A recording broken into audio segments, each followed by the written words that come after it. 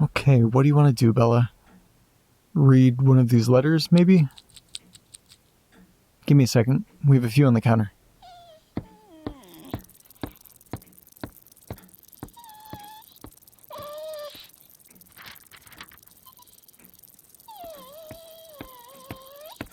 Okay, animals? I grabbed a few. Whoa, can you guys relax? I can't leave either of you alone without you freaking out. I'm sorry. I'm really sorry. I'll try not to do that anymore. It's okay, girl. It's okay, Bug. I'm here now. Okay, this one is from 753 Kundaskeg Ave. What town is that in? Oh, it's in Bangor, which I know how to pronounce now. Thanks, Dad. Okay. 753 Kundaskeg Ave. Hello. I saw something the other night that I shouldn't have seen, and I don't know how I'm supposed to just pretend I didn't see it. Let me backtrack a bit. I live here with my mom and dad. We've been in the same house my whole life. Everything has been normal for as long as I can remember. We go on family trips, camping, hiking, theme parks, all that stuff. My parents are the type of people that really value family time. Thinking back, I honestly can't even remember any formative event in my life that either of them missed. They were there for every single parents' day at school. They made it to every baseball game, even during that season where I struck out every single game. They saw every school play that I was a part of, even when it was just on the backstage crew. They were always there. Another thing we would always do is have family dinners every night. It was always so important to them. In fact, they would always have dinner at exactly 7:30 p.m. on the dot, and they would be furious with me if I ever missed it. I'm talking full-on scorched earth, how dare you miss dinner, you're grounded furious. Every day would be dinner at 7:30, and then I would just do my own thing before eventually passing out around 9 p.m. Every single day. That was until that night last week. I was homesick for the day. I think it was some sort of stomach bug. Too much information, I'm sure, but I couldn't keep anything down. My parents seemed so worried. I assumed they were just worried that I was so sick, but they kept stressing how important it was that I make it to the table for dinner by 7:30 p.m. The last thing I wanted to do was eat dinner. Just the thought of it was making me queasy. But I made sure to be down there to avoid the wrath of my mom and dad. I enjoyed my mom's chicken noodle soup, knowing full well that it would be a challenge to not immediately throw everything up. Gross. I downed the last big gulp of broth and went to my room to lie down. I fell asleep within what felt like seconds after my head hit the pillow. At around 9:10, I woke up to puke actively projecting out of my mouth onto my bed. I groggily got out of bed and stumbled into the bathroom to clean myself off. The smell alone made me throw up again. Ugh. As I was cleaning myself off again, I heard the back door of the house close. That didn't make sense to me. My parents usually go to bed the same time I do, like 8:30, 9 o'clock. I looked outside my bathroom window and saw both of my parents walking down the pathway in the backyard towards the woods. I didn't think much of it. Maybe our dog got out and they just went out to find him.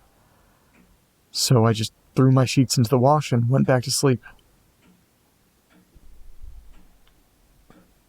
When I woke up in the morning, I asked my parents what happened last night. They just gave me these confused looks on their faces.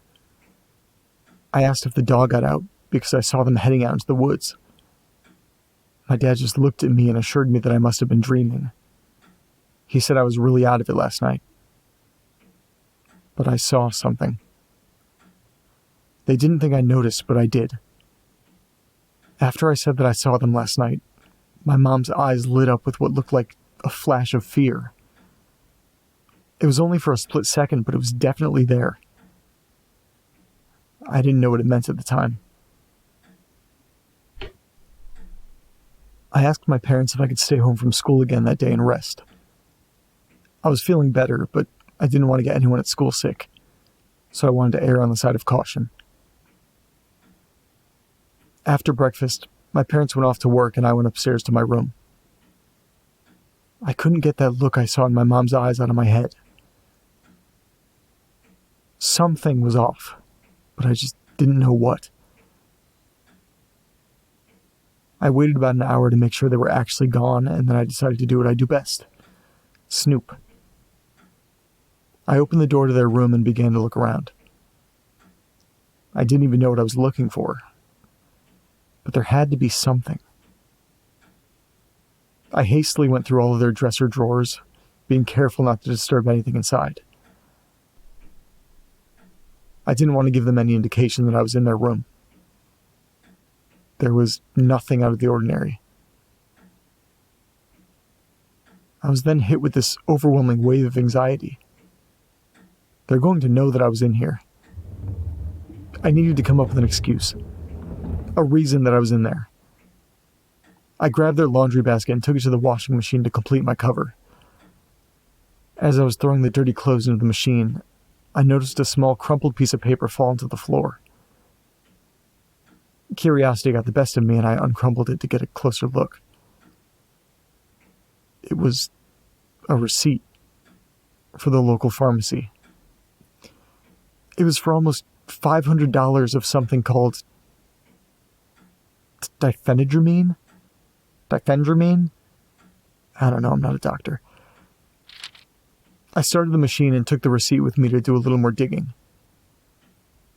Diphenhydramine is often used as a sleep aid. I got this sinking pit in my stomach. Why the hell would anyone ever need to buy any sort of sleep aid in this quantity? It's overkill. That night, my parents asked me down for dinner at 7:30 p.m. as usual. A few minutes after setting the table, they both walked away for a moment to the kitchen. I don't know what compelled me to do it, but that was my chance. I brought my plate to the floor and let my dog eat the food that I was just moving around with a fork before my parents walked away. I quickly placed the plate back on the table before they made their way back. I excused myself and then went upstairs to my room. 9:15 came and I heard the back door open and then close. Again, my parents were headed back into the woods. I had to see where they were going. When I walked down the stairs, I passed my dog. He was out like a light. He was so still that I actually checked to see if he was still breathing. It was then that I realized this was the first time that I can remember that I actually stayed awake later than 9 p.m. It wasn't a coincidence that it was the one day I didn't eat the food that my mom made. It had to be connected to what I found last night. They were poisoning me. They were ensuring that I would be tucked away in my bed all night, every night, ensuring that I would never see where they were headed. I left out the back door and went down the path leading to the woods. I made sure to go quietly so they wouldn't hear me approaching from behind. I followed them deep into the woods until they reached this small building. I've been in these woods thousands of times and I never knew there was a building back here.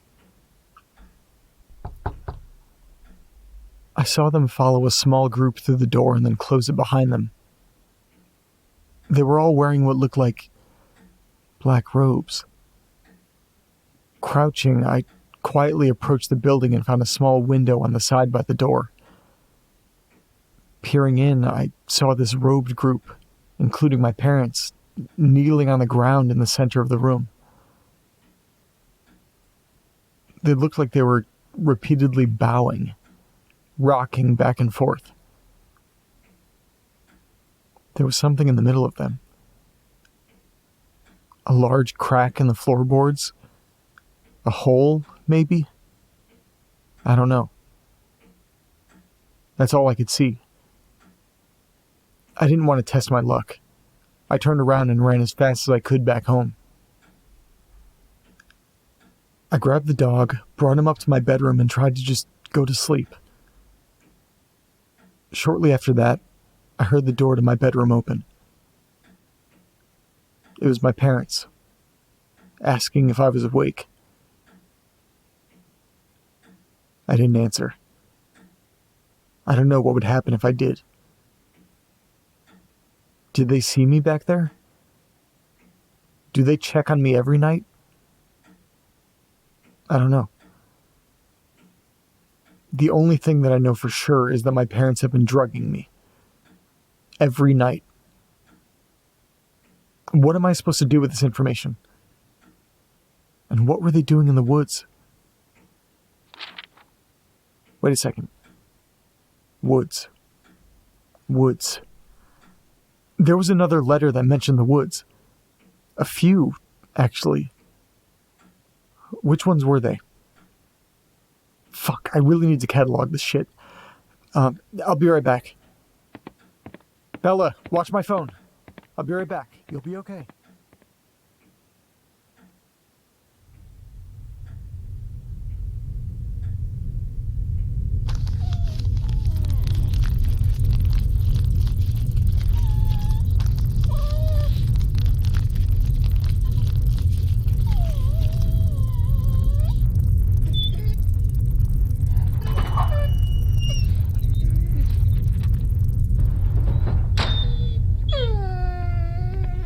Bella, it's okay. Thank you for watching my phone. You did a great job.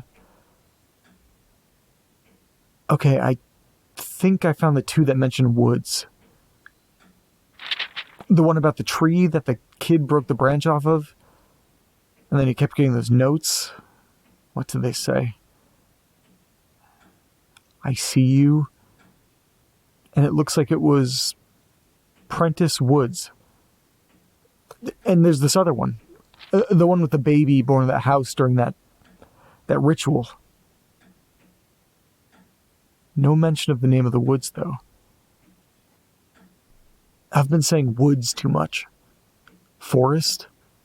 Gaggle of trees? This new letter, though. The kid followed his parents to the woods, and they were in a random building doing some sort of ritual. It didn't mention the actual name of the woods, though. But it seems likely, I guess, that the woods mentioned in these three letters are one and the same. I mean, how many woods can there be in this state anyways? Let's find out.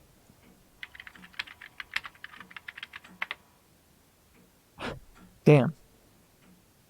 90% of the state is forested. That's far too much wood. Okay, what was the address again? 753 Kundaskeg Ave, Bangor, Maine. Woods. And there it is. Prentice Woods. That building that was mentioned twice. Maybe it's still there somewhere. Maybe there's still a fucking cult in Bangor. Who am I kidding? There's absolutely a cult in Bangor. Maybe John can investigate. Check the police records to see if there's any sort of cult activity in the state. If anyone can find it, he can.